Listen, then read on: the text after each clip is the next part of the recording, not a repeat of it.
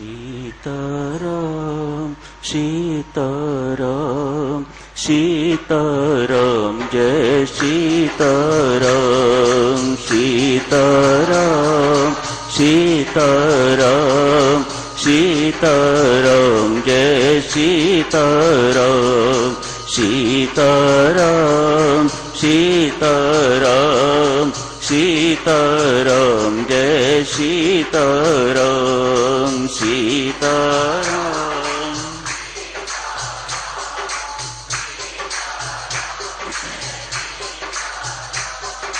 सीताराम सीताराम सीताराम जय सीताराम सीताराम सीताराम सीताराम जय सीताराम सीताराम सीताराम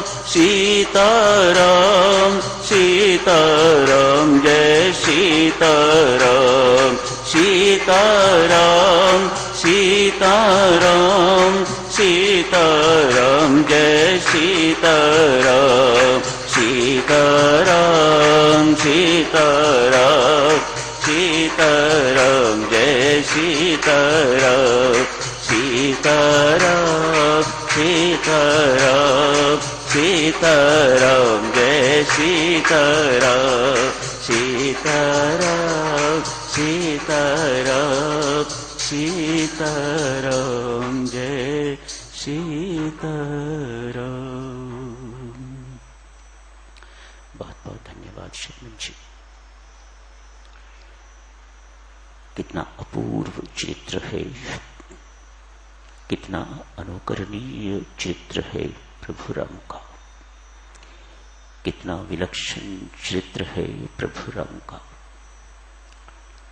मातेश्वरी सीता का भी कुछ कम नहीं। हिमालय पर्वत जैसी विपत्ति सिर पर आने पड़ी है, कहीं विचारों में किसी प्रकार की डिस्टॉर्शन नहीं है।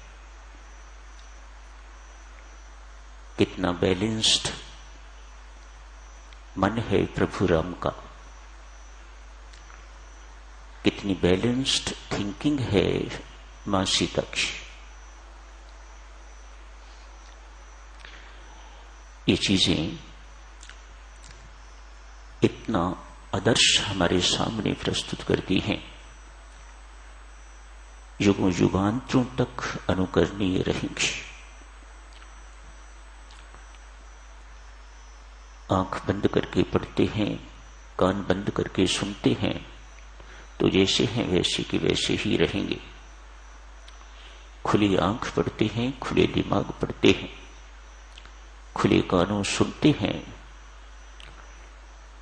तो प्रभु राम का चरित्र, मातेश्वरी सीता का चरित्र अति अनुकरणीय दिखाई पड़ता है। जय जयकार उनकी करने को मन करता है। वाह राम, वाह मां सीता। ध्यान दे देवियों सज्जनों, बेशक हम उन्हें भगवान का स्थान, परमेश्वर का स्थान, पर ब्रह्म परमात्मा का स्थान देते, मां सीता को जगजननी का स्थान देते हैं, मानते भी हैं, पूछते भी हैं।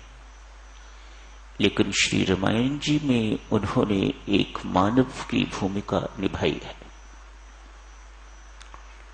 जो कोई मानव ऐसी भूमिका निभा के दिखाए वह ब्रह्म कहलाने योग्य। कल आप जी ने पढ़ा होगा, राजा दशरथ ने, मां कैकेयी ने राज्याभिषेक की जगह वन में जाने की आज्ञा दी। सब कुछ उलट हो गया। हर्षो उल्लास मातम में बदल गया।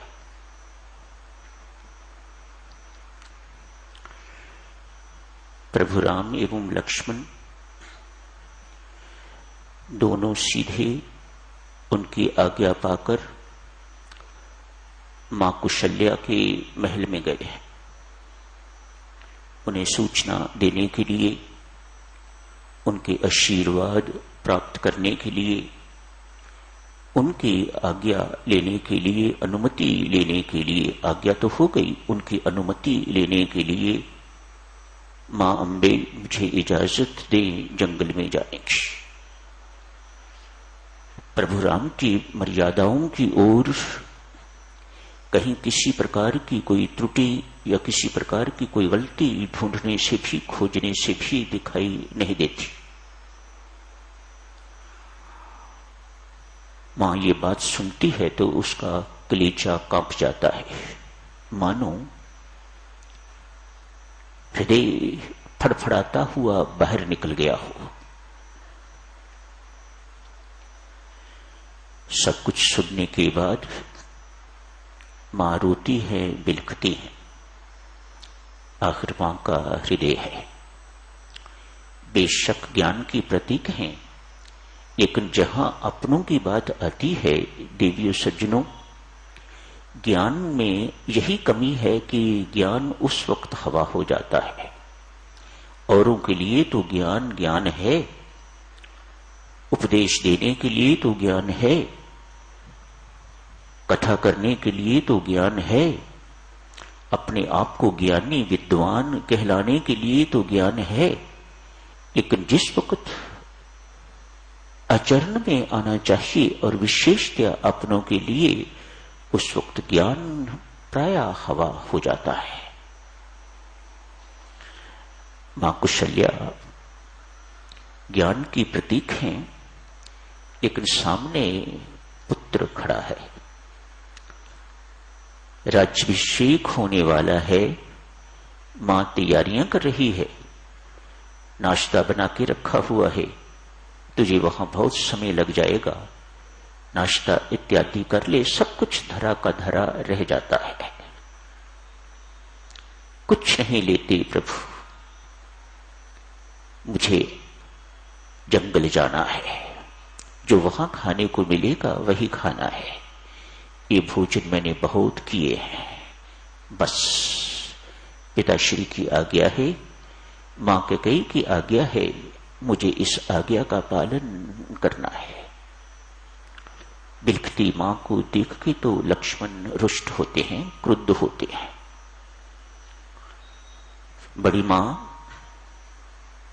जो राम का अधिकार छीनेगा मैं उसके प्राण छीन लूंगा। अब राम को कहो राज्याभिषेक की तैयारी करे, मैं हूं ना। कौन माई का लाल है जो मेरे सामने मेरे राम का अधिकार छीन सकेगा? पिता जो इस वक्त कैकेयी के मोह वश में है, मैं उनका हनन कर डालूंगा, भरत को मार डालूंगा, भरत के मामा को मार डालूंगा। इनमें से कोई भी मेरे सामने आएगा और वह राम का अधिकार छीनना चाहेगा तो मैं उसके प्राण छीन लूंगा, प्राण हरण कर दूंगा। प्रभु राम मुस्कुरा रहे हैं, शांत है। लखन, जो तुम कह रहे हो सत्य है, तुम ये सब कुछ कर सकते हो, धरती उलट पुलट तुम कर सकते हो, इसमें कोई संदेह नहीं है। मैं तेरे बल को बहुत अच्छी तरह से जानता हूं, पहचानता हूं, पर ये बल दिखाने का ये समय नहीं है। मेरे और कैकेयी के मध्य में प्रारब्ध आ गई है, दैव आ गया है, कर्म गति आ गई है। अन्यथा इतना प्रेम करने वाली कैकेयी अचानक मेरे ऊपर इस प्रकार से बिगड़ जाए, ये संभव नहीं। ये कैकेयी नहीं है, इसके ऊपर कोई दैवी कोप छाया हुआ है। अन्यथा इस प्रकार की घोषणा वह करती ना, इस प्रकार का व्यवहार मेरे साथ होता ना। जहां प्रारब्ध आ जाए, जहां विधाता बीच में आ जाए लक्ष्मण, वहां क्रोध काम नहीं करता। किस पर क्रोध कर रहा है? इस नश्वर देह पर, इस नश्वर राज्य की प्राप्ति पर। ये सब चीज नश्वर है, ये सारे के सारे संबंध नश्वर। अध्यात्म रामायण में साधक चरो वर्णन आता है, भगवान श्री का प्रथम उपदेश लक्ष्मण को शुरू होता है। मां कौशल्या को तो बाद में उपदेश देंगे, पहले लक्ष्मण को उपदेश दे रहे हैं। लक्ष्मण, ये क्रोध का समय नहीं है। आदमी जानता है ये देह नश्वर है, संसारिक वस्तुएं नश्वर है, शाश्वत एक आत्मा है या परमात्मा है। इसके बावजूद भी वह अपने आप को मैं देह हूं ये मानता एवं स्वीकारता एवं उसी के अनुरूप अपना आचरण करता है। लखन, यही अविद्या है। पराविद्या इस अविद्या का निराकरण करती है। इसी अविद्या के कारण हमारा जन्म पुनर्जन्म होता है। पराविद्या इस अविद्या का निराकरण करती है, इससे छुटकारा दिलाती है। काम एवं क्रोध, भगवान के शब्द सुनो, काम एवं क्रोध इस पराविद्या की प्राप्ति में मुख्य बाधाएं। अकेला क्रोध पर्याप्त है। भगवान श्री इस वक्त लखन क्रुद्ध है, उपदेश अनुरूप दे रहे हैं। लखन, अकेला क्रोध पर्याप्त है इस पराविद्या की प्राप्ति के में रुकावट डालने के लिए।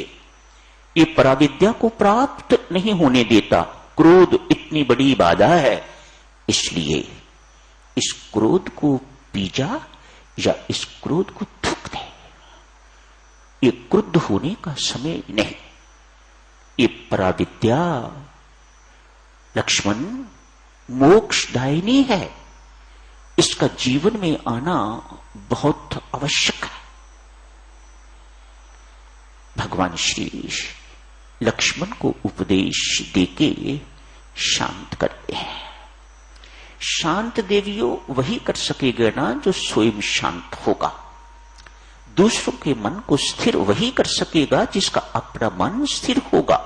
जिसका अपना मन बैलेंस्ड होगा वह दूसरों को बैलेंस्ड रहने का उपदेश दे सकेगा और उन्हें मन को बैलेंस्ड रखने में सहायता प्रदान कर सकेगा। अन्यथा सामान्य व्यक्ति को क्या बोध है कि बैलेंस्ड मन किस प्रकार से रखा जाता है, मन को किस प्रकार से स्थिर किया जाता है। वह क्या समझाएगा कि इस प्रकार से स्थिर करना चाहिए। मुसीबत के ऊपर मुसीबत आती जा रही है, लेकिन प्रभु राम किसी से आशीर्वाद लेने के लिए नहीं जा रहे। मेरे ऊपर मुसीबत आई है, समस्याओं का पहाड़ मेरे सिर के ऊपर टूट पड़ा है। इन मुसीबतों से मैं बच जाऊं, ये मुसीबतें टल जाएं, इसलिए मुझे आशीर्वाद दीजिएगा। ऐसा राम के चरित्र में कहीं आपको नहीं मिलेगा।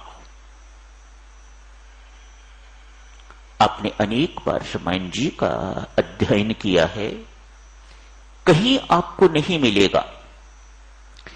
एक ही शब्द सुनाते हैं, एक ही शब्द में सारी रामायण जो है वह समाप्त की जा सकती है, कही जा सकती है, वर्णन की जा सकती है। राम अपने जीवन से यही सिखाते हैं। इन समस्याओं को रोका नहीं जा सकता। जिंदगी में सहन करना सीखो तो मेरी तरह सदा शांत बैलेंस्ड रहोगे। सुखी जीवन जीने की कला, शांत जीवन जीने की कला भगवान राम का चरित्र सिखाता है। उन्हें कोई फर्क नहीं पड़ता अयोध्या में है या जंगल में है, उन्हें कोई फर्क नहीं पड़ता यहां से उन्हें सम्मान मिल रहा है या वहां अपमान मिल रहा है। यहां पर उनका स्वागत हो रहा है और वहां पर उन्हें युद्ध करना पड़ रहा है। राम सब स्थानों पर बिल्कुल एक जैसे हैं, उनकी मानसिक दशा बिल्कुल बैलेंस्ड है, अविचल। किसी स्थान पर प्रभु राम विचलित नहीं हुए। ये सबसे बड़ी शिक्षा है साधुजनों। प्रभु राम एवं मातेश्वरी के जीवनों से, चरित्रों से जारी रखेंगे साधुजन। इस चर्चा को आगे आज यहीं समाप्त करने की इजाजत दीजिएगा। धन्यवाद।